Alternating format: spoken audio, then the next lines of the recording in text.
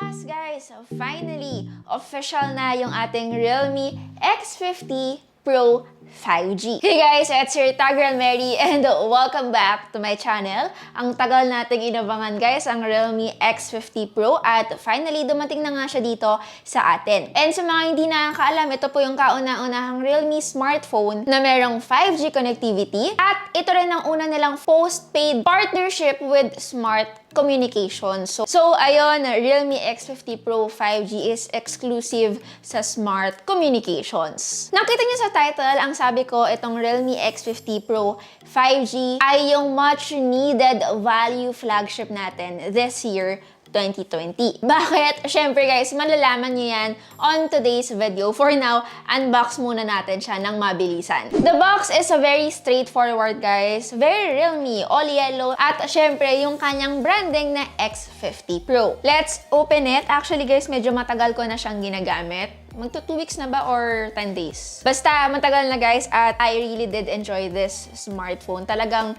reasonable guys yung sinabi ko sa title. Opening the smaller box, mayroon po tayong information guide inside at free jelly case na may pagka-smoky gray. Aside from that, syempre, ito na yung ating phone mismo. A cardboard, ang ating USB Type-C charging cable.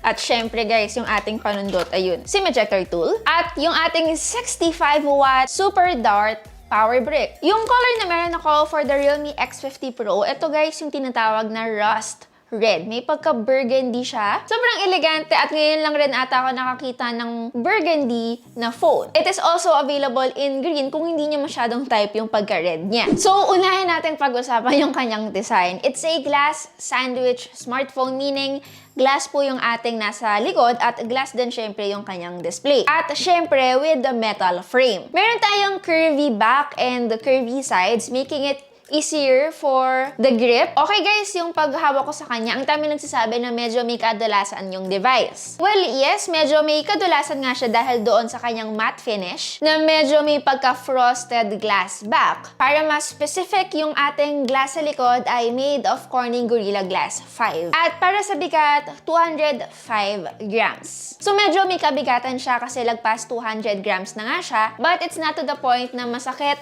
kapag nalaglagan ka ng smartphone kapag ikaw ay nakahiga. Kumbaga, yung kanyang weight ay acceptable pa rin naman. I have to agree with Realme actually. Ito kasi yung pinagmamalaki nila. Yung matte finish dito sa kanyang rear panel. Totoo na maganda talaga siyang tignan and mas maganda at mas masarap kapag nahawakan niyo na siya. It's just that you might find the design kinda outdated dahil kung maalala nyo, ganito yung mga designs or camera setup ng mga previous Realme smartphones last year. But I don't see it as a reason for you not to get the realme X50 Pro. Kumbaga, it's a small trade-off lang. For the display, this one is completely different kasi flat screen po yung meron tayo dito. It is also protected by Corning Gorilla Glass 5, which is good. The display employs a 6.44-inch OLED panel with a dual punch hole notch for a dual selfie camera. Isa pa, oo, meron tayong earpiece sa ibabaw, pero ang good news guys, it also works as a speaker. So, meron tayong dual stereo speaker here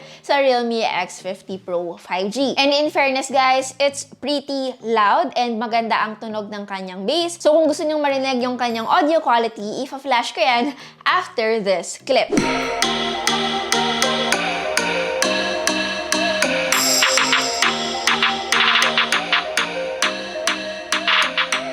Meron tayong power button sa kanan na merong yellow accent on it. Sa ibabaw, meron siyang dalawang antenna bands and microphone. On the left, we have volume rockers na meron ding dalawang antenna bands. Sa ilalim naman, andito yung kanyang SIM tray, another microphone, USB Type-C port, and the speaker grill. Bad news, hindi siya expandable storage, but good news, dual SIM naman siya. Pero alam nyo, kahit na hindi siya expandable via micro SD card, I still find 256 gig of internal storage more than enough para sa ating mga files. Well, hindi naman more than enough, but I can say na adequate siya. Well, adequate no. Basta alam ko i-pronounce, okay na yun. And of course, a 12 gig RAM. Mamaya na natin pag-usapan kung gaano ba kabilis at ka-powerful ang kayang ibigay sa atin ng isang smartphone na merong 12 gig RAM. Now, balik tayo sa kanyang display. Actually, isa ito sa pinaka-primary selling point ng realme X50 Pro 5G. Uulitin ko, meron nga tayong 1080p, 90Hz Super AMOLED display. It's the perfect combination. I've been telling you guys this on my past videos kung kayo ay avid viewer or talagang nanonood. Para sa akin, enough na ang Super AMOLED display combined with a 90Hz screen refresh rate. Meron din siyang 20:9 aspect ratio, making this device a really decent contender against others. Yes guys, yung kanyang display, it's more than what meets the eye.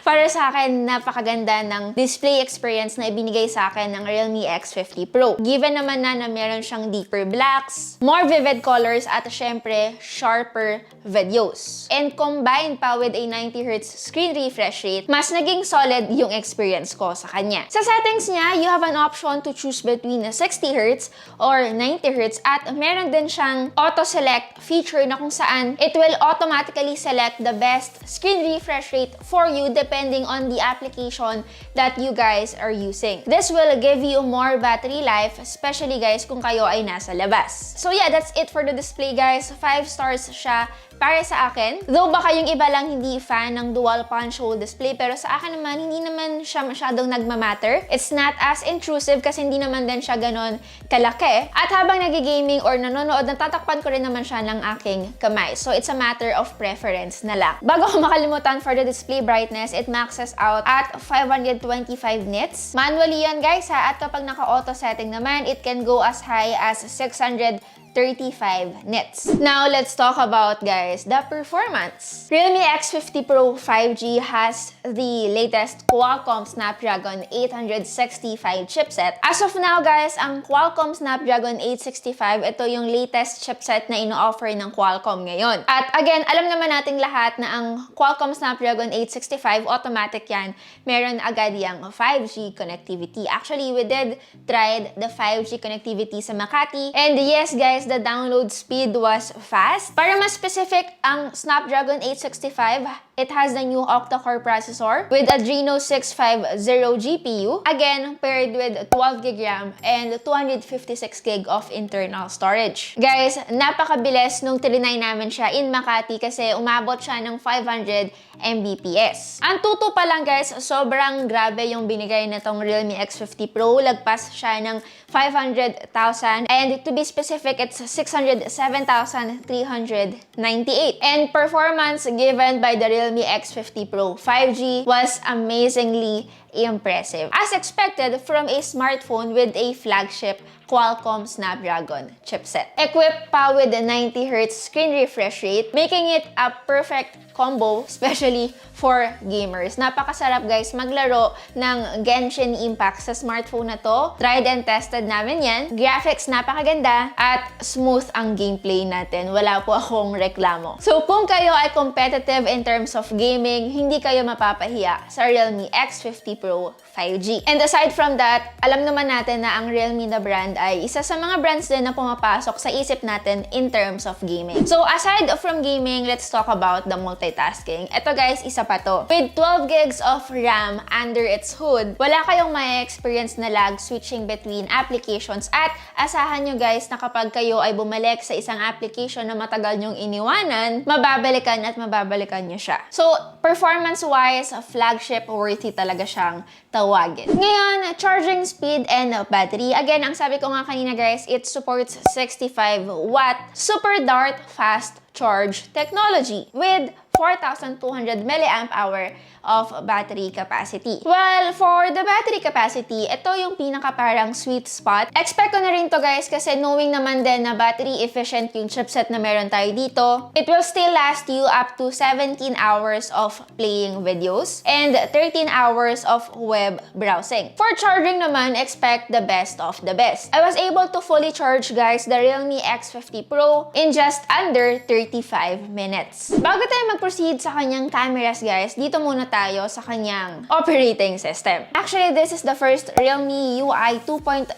under Android 11 dito sa Philippines. For the home screen mode, pwede tayong mamili between standard, drawer mode, or simple mode. Meron din tayong always on display where we can change the custom patterns, or pwede namang text lang or text and image, or pwede rin namang analog or digital clock. We can also change the screen color temperature to cool, default, or warm. Aside from that, we also have an in-display fingerprint sensor at guys, napakabilis ng in-display fingerprint sensor niya. Isa na yata to sa mga smartphones na nasubukan ko this year 2020 na may pinakamabilis na in-display fingerprint sensor. Once you go down to the notification toggle, meron tayong app lock, superpower, screenshot, switch data, clock, Google 100 mode, screencast, one-tap lock, mute, OTG, switch input, Dolby Atmos, focus mode, smart driving, riding mode, bedtime mode, and nearby share. And speaking of the Dolby Atmos, pwedeng-pwede nyo siyang gamitin kung kayo ay merong wireless earphones. Kasi with wired guys, hindi pwede kasi nga, syempre wala naman tayong headphone jack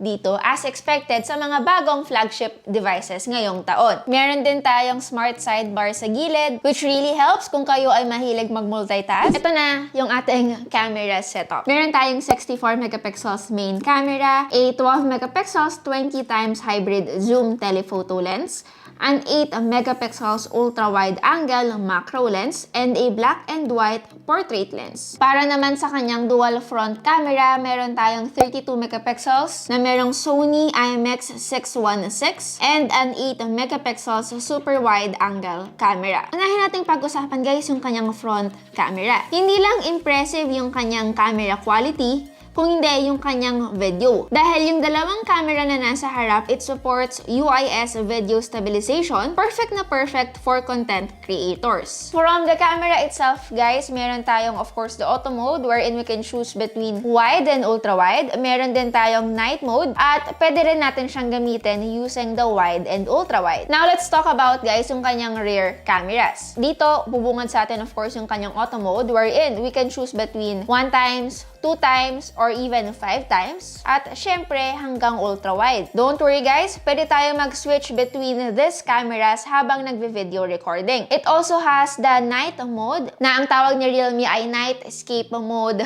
3.0. Video quality guys, it's one of the most impressive na nagustuhan ko dito sa realme X50 Pro. Dahil indeed, it's one of the most stabilized footage that I've seen for phones na ganito ang presyo. Photos are bright and true to life. And the camera application itself, guys, hindi naman siya mahirap gamitin. It's very familiar and very easy to navigate.